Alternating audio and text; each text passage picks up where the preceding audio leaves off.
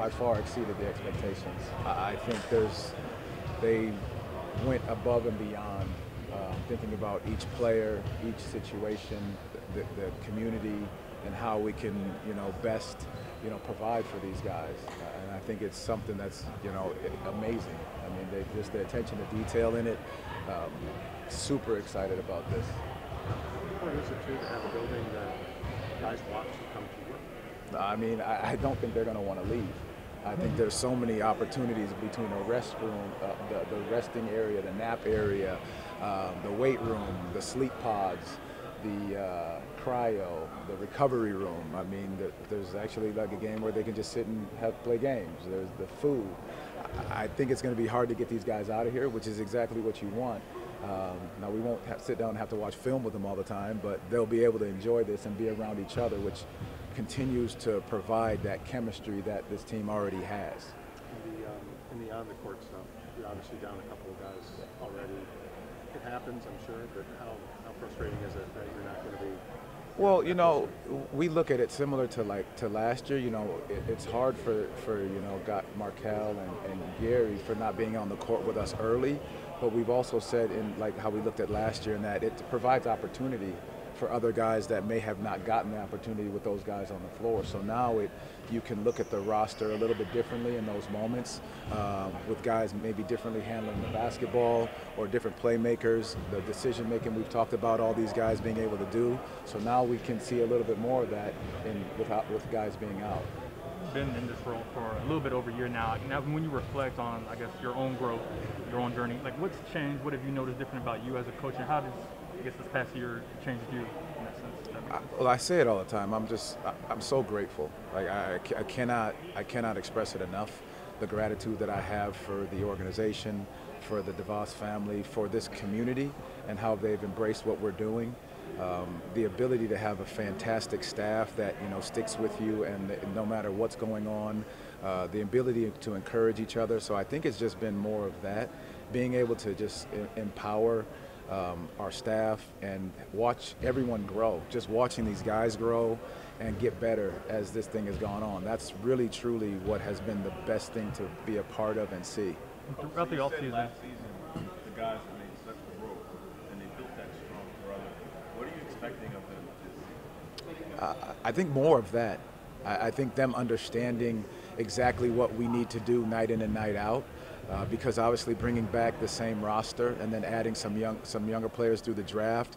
I think the biggest thing that these guys are going to continue to understand is what we're demanded last year, and now more so it's just at a different scale. The level of detail turns up. The attention to what we're asking continues to grow, and they understand exactly what that is. Throughout the summer that you mentioned, accountability, growth, what does that look like on the court in terms of coaching them or in a game? Like, what does accountability in that sense look like? Oh, that's a great question. And what I say to that is we talk about our guys leveling up. And for us, it's dominating the simple. It's how do you sprint into screens? Are you setting the screen with the proper angle? When we're asking you to slip out of a screen, is that what it looks like? Is it a certain box out? If we're crashing the glass offensively, did you go, did you not go? How many times did we have to tell you to go to the glass? Defensive rebounding. Our ability to make the simple and easy pass and the easy play. We asked our guys to be great decision makers, and sometimes that has to do with not just the basketball in their hands, but it has to do with off the ball. When are you cutting? When are you moving? When are you creating space for your teammate? All those things are coming into play because we've walked through all of that through camp last year and through the entire year. So now we'll be able to hit home on those even more so now. Coach, a lot of the guys have been in throughout the offseason. There have been some runs. Just how competitive do you expect this camp to be with the number of the young guys you have all vying for playing time? I think it's going to be great. I think it's an opportunity for these guys to really fully compete. Obviously, there's some guys that won't be in because of injury, but I think each spot is going to have a level of competitiveness to it because they're fighting for that position. And we've talked about that because they understand what we were expecting of them last year, and now they know exactly what we're expecting walking to this year. So as they grab a hold of it, they'll be able to understand and compete for that spot, knowing what is expected of them. The two games he played in Vegas, Paulo had all eyes on him, and he wasn't phased. I mean, he played, obviously played great in those two games. Just that little sample size, how much confidence does that give you that when the lights come on for real and it all starts again, all the outside will be on this matchup and what he does and everyone thinking, oh my gosh, he's not going to be. It doesn't seem like he's going to be phased by it. I guess what that experience in Vegas, what you learned from how he handles those moments. Well, the great part about what he went through in college was, it was Coach K's farewell, tour for every arena he walked into. So there was always a level of pressure. He has a tattoo on his arm that says "No pressure," and it's spelled a different way for understanding. Like, he understands what it is, and he understands those big moments. The great part about this team that will embrace him is that we talk about doing it by committee. And you have Markel, who was a #1 draft pick. You have Jalen, the #5 draft pick. You have Wendell, who's been high. All these guys were high picks, that they can understand the expectation that may be there for him, but they also embrace and able to help him see exactly the things that he's going to expect. But that Vegas experience for him, I thought it was great. I thought he walked into it, understood that on the court he embraces his teammates. He wants to make the right plays. And then he knows he's playing for something bigger than him, and that's what he showed. When you have a young core, such a young core, so much talent, like you said, a lot of lottery guys in that mix. I know preseason doesn't mean anything, but you put a little more emphasis on situations and things like. Do you have to almost set the tone of winning in the preseason, even though the games obviously don't mean anything? Do you want to get that taste in their mouth? What I really think it is about, are we doing the things that we've asked them to do in camp? Right, that's the thing that's going to stand out more than anything. I think the results are always going to take care of themselves. You're going to win or you're going to lose. And I think if in the midst of that, can you say you've done the things that got you to one of them the right way, right? Whatever that looks like.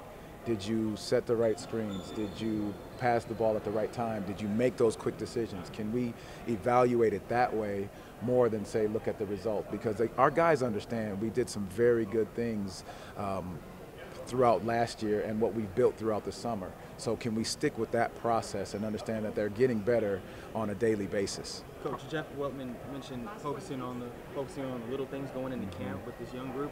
How do you plan? And he said starting with conditioning. How do you plan on coaching conditioning going into training camp? Oh, that's a great question. I love that one. I could probably put the message out there on that one. No, it's going to be playing more, because there has to be a level of conditioning that comes with chemistry as well. Guys have to be on the floor with each other. I don't know that it's going to be necessarily just running sprints all day, but it will be a lot of playing. They will play a ton more because they have to get a feel for the flow of the game, the rhythm of each other, how their chemistry, how they bond together on the floor, but it'll be more playing than anything. Thank you. Coach, I know you're not a doctor and everything, but you got to go by what you're told. But what's your sense now of Markel, when he might be available? How is this going to affect his return? Well, I think there'll still be a level of conditioning that they're all able to do. So we're just going to have to go off of how he responds to the treatment, how he responds to rehabilitation, and how with the program that they set in place for him, how he responds to that, we'll be able to tell. France had a pretty special run with Germany this past summer. What's that biggest area of growth you've seen with him, not just in those games, but also when you see him play pickup games or just working with him? I think his demeanor and his approach, that he's comfortable doing it. I think if that's the best way that I can put it, like where he feels comfortable in his ball handling, he feels comfortable being a vocal leader, he felt comfortable kind of helping lead that team. His passion, the way he plays, has just always been great, but I think the one thing that he felt a lot more comfortable, like he was walking in those shoes that were given to him, playing for the national team. Kind of like I've done this with the Magic, so I know I can do this on this level in that kind of way, in that sense? Yeah, I believe he just, we've said it time and time again, his passion for the game, his work ethic, his basketball IQ are all there. And I think him recognizing it and being in that situation kind of heightened it a lot more, which was great to see. How much of a game changer can a facility be? Or I guess how much of a factor is it in the long-term plan of what you want to do? Well, when you have something like this to come into every day, obviously it puts you in a better place to get your work done. We've spared no expense, we've spared no thought to detail, but I think organizationally, what it really does is communicate the level of excellence that we hope to achieve here, and that we will hold our players to the highest possible standard and put them in the best place for them to succeed. So as soon as you walk in, before you see it, I think you feel it. And so it's going to affect greatly the way that we work, the way that our players approach work, the way that we communicate and collaborate, and obviously day one of a very exciting new era for us. Have you used the nap or float pod yet? So I have not used the nap rooms yet, but the float pod is probably the one piece of equipment that we get the most questions on, and honestly, Tim, it's actually going to be fully, I think, functional tonight. So we're last minute, we're kind of like getting our way in here. Jeff, you talk so much about the excitement the team felt when they got the #1 overall pick. Excitement opening the building. How much do you feel the excitement today is, is this really the beginning of training camp and getting into the season? Yeah, here we go. Obviously, it was a very exciting night to get the #1 pick. It was exciting to go through the process, and it's super exciting to add a guy like Paolo to our team. I think there's a great sense of energy and anticipation throughout all of our team, starting with the players and emanating out through all of us. And we're excited to start the season. For him, obviously, there's so many expectations as the #1 pick. In your mind, or the team's mind, what does a successful rookie season look like? Learn, grow, work, understand, most importantly, what winning takes in this league.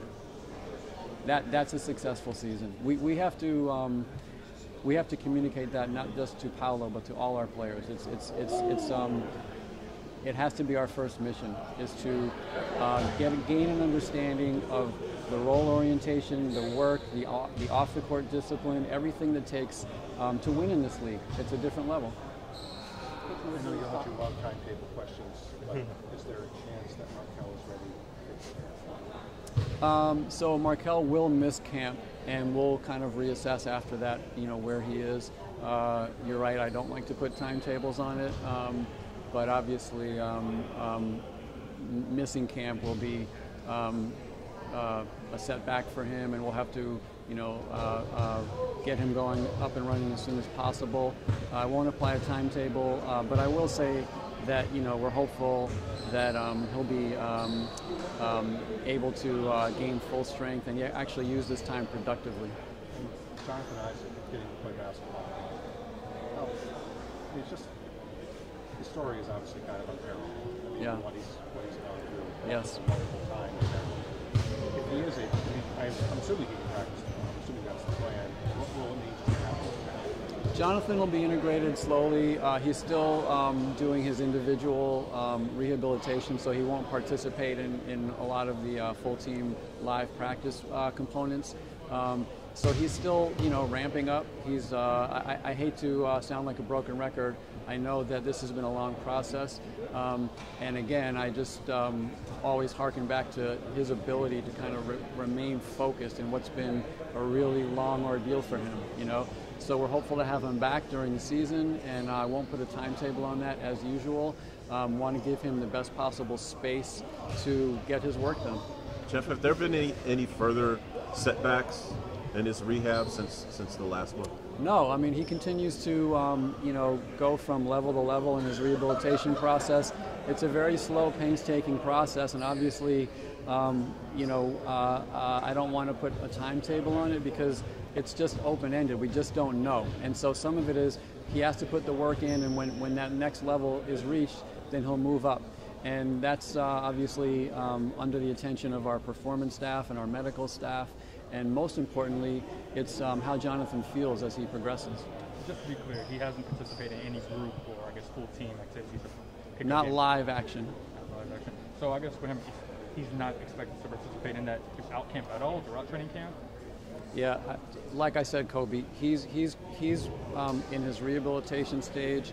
He won't participate in live action group activities to begin, and as he works his way through his rehabilitation process, we'll reassess and see where that takes us as we go. Jeff, with free agency and trades, it's so rare in pro sports to have the continuity from one year to the next, and your team is enjoying right now. You're able to bring Gary, the whole back. What does it say about those guys, not just as players, but as human beings, that you felt so strongly about keeping those guys within the organization and keeping everyone together? Yeah, it's a great question because if you think about it, generally speaking, when you're at the stage that we are of kind of learning what it takes to win, and whatever kind of word you want to attach to that, those teams generally aren't the ones that have significant continuity on the roster. But we did feel that guys have made progress. We feel that they are high character guys who can learn how to win and help each other do that.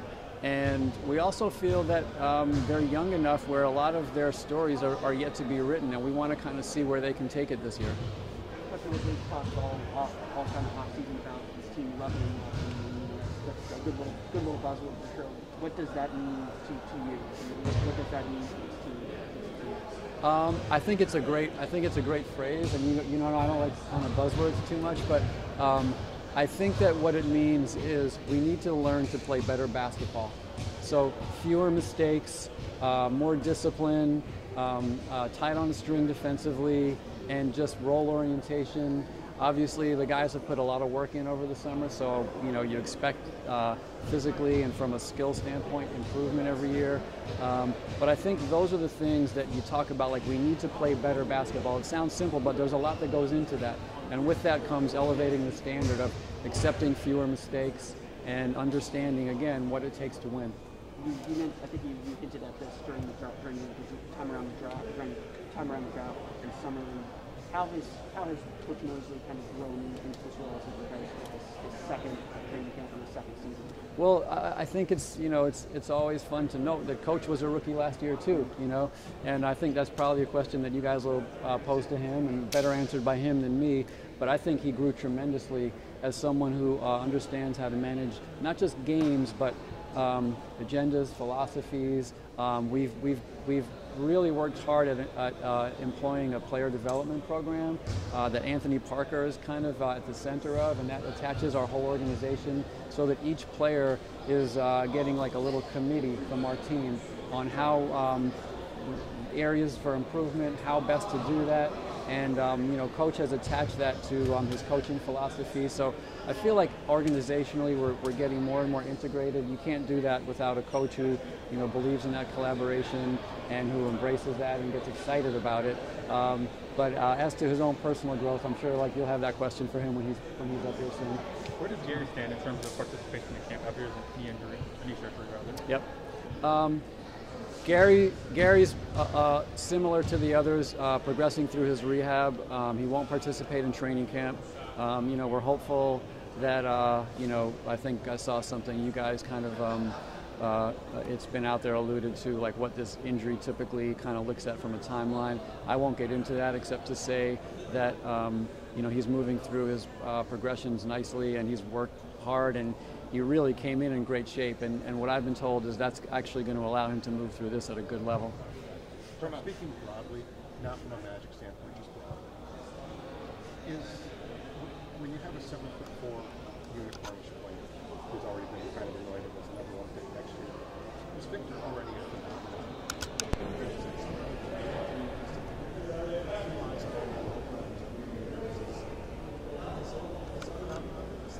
Already with him, or is it just because he's so unusual? I'm actually not allowed to comment on pre-draft players who aren't automatically eligible for the draft. Yeah, no, I'm not. But obviously, the draft starts, years before that actual calendar year ticks off. And so, we all know the players that we need to start focusing on, long before, we get to the podium on draft night. So, we'll actually have, meetings this week with our scouting staff and have flown all of our guys in, and we'll be getting down and dirty on all of our kind of, draft rankings and where we need to focus our attention, and that all begins this week. I want to make clear that absolutely no way think that you have any shot. Duly noted. From a front office standpoint, how enjoyable was it to watch Franz play on an international level? Yeah, I mean, that's such a good level of competition. There are a lot of NBA players. It's very rare that, you're able to get that level of competition over the summer. So for us, it was fun. I mean, Franz is an amazing worker. He's a really smart player. He's a really smart kid. And it was just enjoyable to see a lot of the work that he had put in leading up to that, show up on the court, And obviously, like, we had some of our staff with him and making sure that we were monitoring his progress. And he had a great summer and came back and with great spirits, and I know he's looking forward to the season. Along those lines, there's World Cup next summer, then there's an Olympics, then there's Eurobasket again in 25, so it could be the first of 4 summers in a row for a lot of guys. Is that good? I mean, I know teams are always going to worry a little bit, but you want them playing anyway. Being potentially exposed to that kind of ball 4 summers in a row, is that a good thing? I mean, you know, I think that that's something that I know the league works really hard with FIBA on, to establish good protocols and guidelines so that we can find that balance between reaping all the benefits, which there are many, of playing high-level basketball for an extended period in a group setting over the summer. Balancing that with, you know, putting in the work with your coaching staff and, you know, getting off your feet a little bit. So, you know, that's always something that the league spends a lot of time with. And, you know, what we try to do is just whatever protocols they put in place, we kind of follow those guidelines and make the best of the time that we have with him and try to embrace the experience along with him. Well, Jeff, you mentioned little things going into training camp. What specifically are those little things that you're talking about with experience? Conditioning, decision making, role orientation, those are the things that that equal winning in this league. And oftentimes when you hear it's hard for young teams to win, it's not because of, you know, physical strength or any of that. It's because of those things. And sometimes it takes guys a while to learn that as they're feeling their way in the league and they're not sure who they are going to be yet and what their team is going to be. So those things take time. And honestly, it takes character and it takes intelligence to internalize all that. So that's the process that the team has to go through when you're at this stage. And it's something that we embrace. We think we have a bunch of, like, high character, smart guys who want to learn that. They want to win. They want to help each other get there. But that's part of where we are now. Jeff, earlier in the offseason, Terrence Ross and Denise talked about maybe wanting to belong in Orlando. Has there been any continued talks about his role in the team moving forward? Yeah, you know, T was kind of caught holding the bag when we made all those trades, you know, a little while ago, and you know, he's been great about it. Obviously, he's at a different point in his career than a lot of our players, but he's really embraced the situation, and he's had a great summer. He's been in a lot.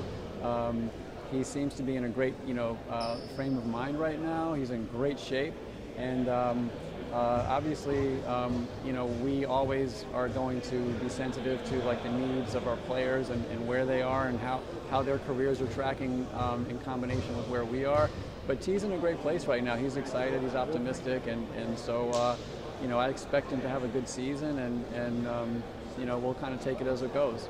Hey, Jeff, kind of along those lines, philosophically, you guys didn't bring, I guess, Robin Lopez left, you didn't bring in another veteran, I guess, to replace him. Just how do you look at it in terms of rebuild, in terms of veteran presence, and how much that matters versus giving guys, I guess, a runway, if you want to call it that, so more opportunities, not just playing time, but also leadership? Yeah, that's a great question. It's something that occupies a lot of our time with our roster assemblage, and we spend a lot of time thinking about example setting, and also, as you said, it's really important, I think, when you're doing what we're trying to do, that every player feels there's a pathway for him. And we try not to put too many obstacles in the way of that path. Now, that doesn't mean every race is going to be run successfully, but it's really important that the players understand that they have a chance here. And so we weigh that, Kobe. It's a great question. We weigh that with populating our locker room with players who can set examples, who can show these guys how to win, you know, who have been there before, but who also understand that this is their time to grow and learn. And, you know, the roster spots these days are one of the most undervalued commodities in the league. We all wish we could have 3 more vets on the team, but you only get X amount of slots, and it's important that we keep these pathways clear for our players to grow. Thank you, everyone. Thank you, Coach. Guys, thank you so much.